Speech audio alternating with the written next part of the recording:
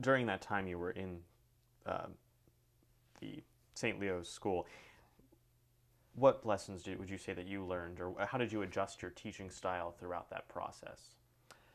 Well, I was working on my master's, which I obtained after 3 years at Millersville. Originally, I was focusing on reading, but I just got a general master's in education. Mm-hmm. And again, it was the influence of the Good Sisters of St. Joseph, that's the order out of Chestnut Hill, Philadelphia, that was in charge of the school. And I had 3 different principals there, and just how they were so open and accepting of me and supportive all the time, because we would, you know, need to ask for special privileges and permissions. What do you mean? Well, to do some trips that, weren't normal, some That you particularly, you yourself no decided you wanted to do? class trips, and so I guess one of the biggest changes, the class trip, instead of being just a fun day at Hershey, we went to Washington D.C. and made that a real good learning experience. But it was also fun too. Many of them were making it their first trip to the nation's capital, and then, which you know so well at this point. um, so that was one adjustment. Plus, we did some other activities. We paired with the first graders, and we had a buddy system, which was great on both parts. I hear stories to this day of, oh, he was my first grade buddy, or she was my first grade buddy, or he was my 8th grade buddy. And so that was a great experience that we started. And yet when it ended again, just out of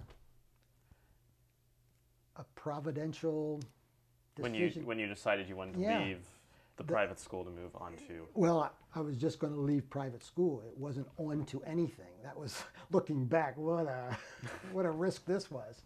I mean, because then I was married. I became married while I was teaching at St. Leo's.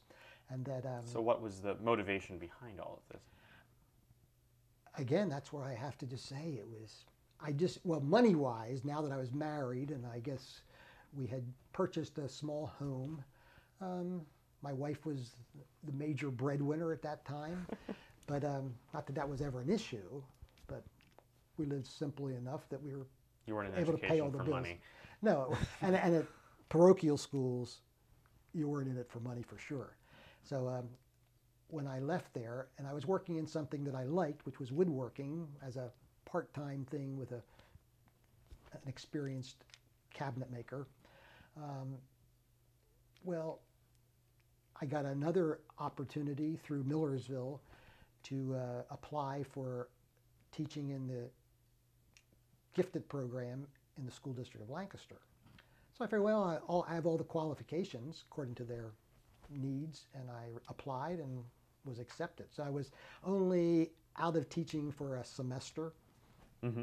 and then in January of '84, I started in the school district of Lancaster in the elementary gifted program at Hamilton School. So switching from private to public, you're switching from, I would say, to generalize, and I don't mean to be rude, but a predominantly white neighborhood outside of Lancaster County, or outside of Lancaster City, to the city public school with what was very quickly blossoming into a very deep Latino, Hispanic, African American, with some obviously Caucasian mixed in there, but a very diverse setting. Was that different? Well, in the beginning, it wasn't diverse. That was the whole thing that I will experience that change over the next few years, and in your time During my there. time there, certainly.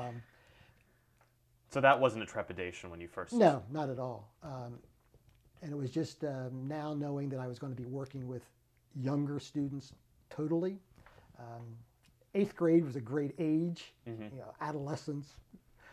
They've got the energy, they've got, hopefully the curiosity about things too. At least they did then. And then going into the public system, the biggest concern I had was, what if I mention God. Ah, okay. And it was just interesting that the majority of students that I had were children who, in our conversations, either Mentioned God themselves? or were Catholic. Oh, you know? wow. They went to St. Joe's, at the parish that I had a time at in my younger days, but never became an issue because I know, however I talk, sometimes the mention of God would come out in a very positive way. But and it was at the time when computers were just coming into the class, not the classroom, but into education because itself. we had the first Apple IIe Ooh. in the district. Oh, wow. And it was in the gifted program. So we were, and I had no knowledge of apples. I had some basic courses, which was something I didn't appreciate at all in the college world. But so we started learning with computers also. And it was fun. But then all the activities that I was doing were just the opposite of what I did in the parochial setting. How so? Well, I would be teaching math as a big part of my Math gifted and science program. is Yeah. certainly with. I was a good math student, but I didn't teach any math in the parochial system. Social studies was always being applicable, but it wasn't teaching Like the history. main focus. And it was sciences. I was mostly teaching math and science enrichment programs. And I didn't teach any science in it. But I was, I was a good all-around student. I'd say that very humbly, because I just liked learning in my days as a student. But that's the thing. I think have been a student. So you've always been a student, and you would say so even today? Oh, yes. I mean, I just took oodles and oodles of graduate courses, but never always geared towards one thing. I was with someone just last night, and she kept saying ABD, ABD. And I'm like, what the heck is ABD? And all of a sudden it came to me, all but doctorate. So, Oh, I've heard of that. So I probably had as many credits that would be equivalent to someone in a doctorate program, but I wasn't into one specific thing, and certainly wasn't writing a dissertation. So would you describe... All but dissertation is what ABD stands. So sort of drawing this together, you had, throughout your childhood, you'd gone on trips with your family to learning environments. You changed up when you were at St. Leo's, you changed their programming to go on field trips that weren't necessary to Hershey Park, a theme park, to more of a learning DC, Gettysburg, I'm sure, or someplace like that. Yeah, Landis Valley, I'm trying to think of the local, Valley Forge. We would make those kind of day trips. So and then you, throughout your entire life, have been taking classes. What is education to you?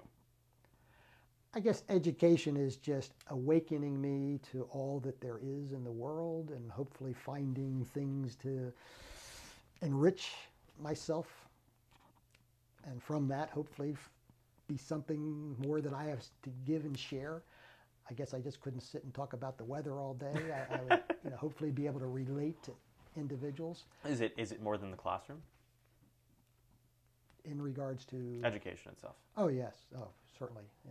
And so would that be somewhat of the reasoning behind, I know when I was in elementary school, and when I was with you, we did the space bubble, we did the sun and moon charts. Good, I'm glad to hear these. We did the owl pellets, which are still somewhat